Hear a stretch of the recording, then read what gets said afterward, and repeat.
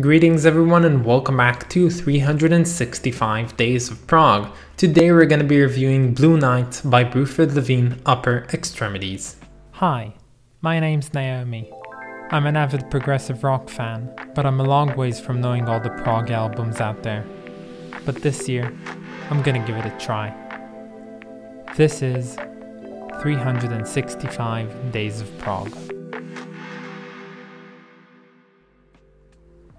This is gonna be long. This is a long script for a long video and I'm really hopeful that it's gonna be good because I've put a lot of effort into it, so yeah. But before everything, let's just hear some of my favorite bits from this album, which there are a lot of.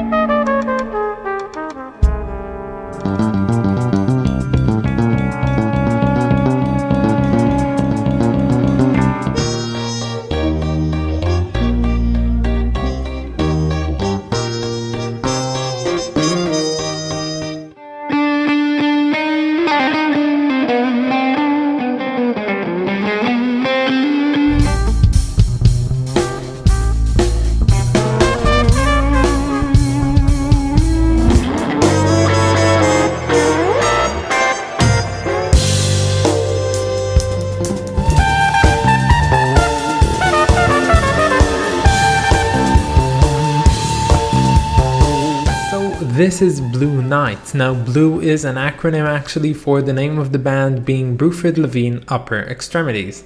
I bet you didn't know that. Now from the name itself you might recognize at least two people, well because there's two people in the name, being Bill Bruford, the well-known drummer for bands like Yes and of course King Crimson, and also Tony Levin being the bassist for King Crimson and also working with Peter Gabriel since 1977. Both of whom are joined by David Thorne, which plays the stringed instruments and all types of guitars, and by Chris Body, who plays the trumpet on here, the unusual instrument, yes, the trumpet, and it's definitely an all-star cast. And now with this odd set of instruments and of course the lacking keyboards, which are technically replaced by the trumpet, this band actually went ahead and did some tours in the United States and Japan, and a few excerpts from these tours were taken out and made into this one cohesive album. And as this is a live album, this should be looked in a certain light, so you can't really judge a live album the same way you judge a studio album, because of course what's played live is what there is. There's no editing to it, you know, what you did is what you have. If you've missed a note, it's gonna be in the recording. If you decided to improvise, it's gonna be there, and that's the beauty of live music. It's not the same as the original, there's always something different about it, and you should listen to this in this care. Now, considering the fact that this album consists of two types of songs, those being the ones that were already pre-made, you know, the ones that were existent before the tour that they just played for their audience, and the improvisational parts. Now, I think it's pretty impressive, to me at least, I do not know any of the songs played on here, at least beforehand. It's really impressive the fact that I cannot tell which parts are just improvisations and which parts are not. To me, it all feels like very cohesive songs that the band is playing together. And before I jump to the actual review of the music on here, I just have to say that the recording quality on here is surprisingly good. Like, I wouldn't really expect this to be a live album unless I've heard like the cheerful of the crowd.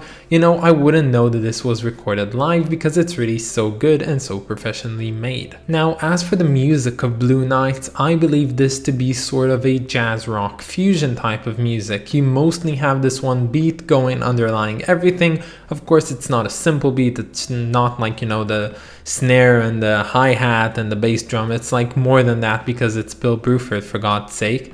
And then you have the soloist, you know, the melody instruments being the guitars and the trumpet, both doing their thing and really adding that jazzy vibe to everything. And yes, I love how Bill Bruford just leads this show, or this, you know, these tracks. It's so amazing, he plays so well. He is the one person that really knows how to maintain a beat yet still keep it fresh and versatile throughout the way that he's doing it, and I think that's a really odd and unique thing that he does for himself. Now, I personally really wanted to get to know a lot of his, solo work or Crimson work or stuff that he does, because he's one of the most influential virtuosos in the scene of prog, and this was exactly what I was looking for, and I'm so happy that I had the time to listen to this album. And honestly, there's nowhere that you can really know how versatile drums and percussion can sound until you listen to Bill Bruford doing his thing. One of the things that I really love when he does, and it's just the thing that I love, all sorts of different drummers, they can like go and they can change time meters and they can play, like 5/7 in this hand and 4/18 in this hand or something like that.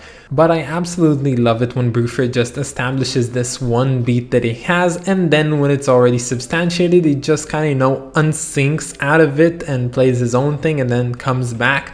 And it's like really cool. It's not something expected, and it's so dissonant in such a beautiful manner, which I've never heard anyone else do. And starting to listen to this album, I didn't really do a lot of research when going into this. I kind of did my research as I was listening, and I was really surprised because I didn't seem to hear a lot of bass on here. Now, of course, the name is, Bruford Levin. There's Tony Levin in the name. There's, bass by Tony Levin. Where's the bass?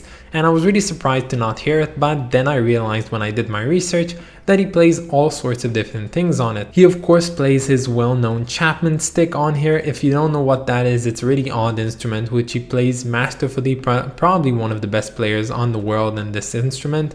And he also uses the E.B.O on the bass, which gives this like really ethereal sound, something that you wouldn't expect out of anything, honestly. And I didn't recognize this was a bass sound because it's so unlike anything I've ever heard, but this sound that he creates and the way that he plays it and the stick and the usual basses, they're all combined to create a lovely performance by Levin. And yes, when he does play like the usual good all electric bass, he does do it so fantastically because he's so talented. And I specifically love the fact this album can get, at times at least, like this really dreamy and calming and relaxing. Yesterday I was trying to get to sleep and I had this a bit of a trouble to actually, falling asleep like we all have, and I opted actually to put the track Deeper Blue on like my side on my phone because it really was calming and relaxing enough to really get me into the zone of sleeping. Now, I don't know if it's a really good thing to do it when you're playing live because you don't want your audience to, fall asleep, but I guess that's music, and that's music that also has its place in live recordings.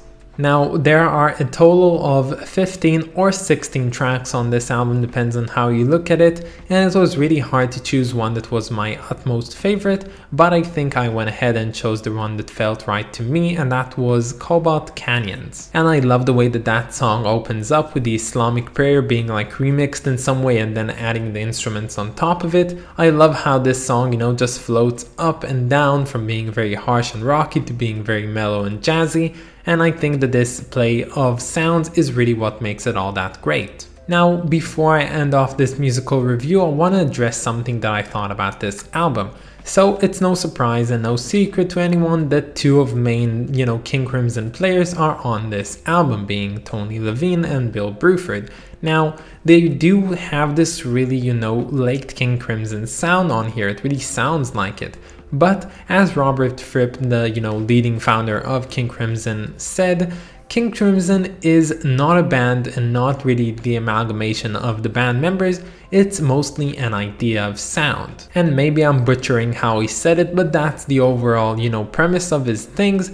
Now, the thing is, if the music of Blue Nights really does sound like King Crimson, then what makes it not King Crimson? What's the idea that's missing over here that is present on King Crimson albums?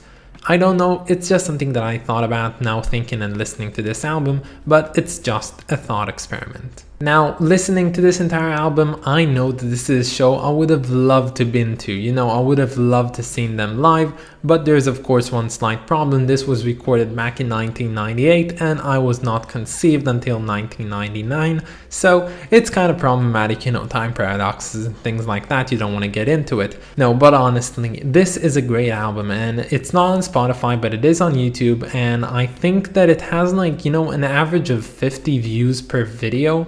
And that's like amazing to me because this is a masterclass in good music. Like honestly, every prog lover should know this album, but I tend to believe nobody knows it really. Well, nobody's a really harsh word. I believe that some people know about this, and I believe that a lot of people have at least, physical copies of this.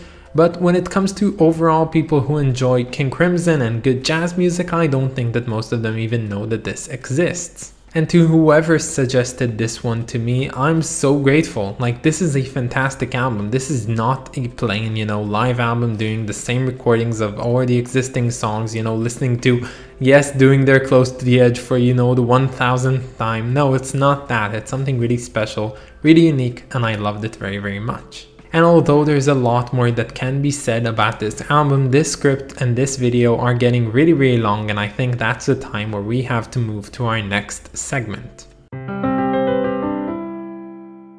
Oh, so you thought that now we're talking about the cover, so there's not a lot to say about it? Well, you've been proven wrong, because there's a lot to say about this cover. And this might look like yet another, simple band cover, but it's actually not. You see, this is not your plain band looking at the camera cover. This is something a lot different. This is a really odd composition of different subjects. I will elaborate. So firstly, looking at Bill Bruford at the middle, he's looking at the camera, yes, but he's not really posing for it, he's like looking down at the camera, and in this really odd way, he's looking down on you, basically, the person looking at the cover. And then you've got David Thorne. Now, David Thorne seems like to be the person that is actually posing for the camera in the most, regular way that you can. But he is, of course, obstructed by Bill Bruford, but you can see enough of him to recognize that it's him, but that's all you get. Then you have Chris Body, which doesn't really look like he's posing for the picture at all. He doesn't even seem like he's aware that the camera is over there. He's actually looking at something far off in the distance and being really, unrelated to everything that's going on. And then of course you have the badass looking Tony Levin with his leather jacket, mustache, and sunglasses combo, and he doesn't even look like a part of the band. Like honestly, he looks like a bypasser just walking in front of the camera, and the camera suddenly captured this one shot before he blocked everything from sight.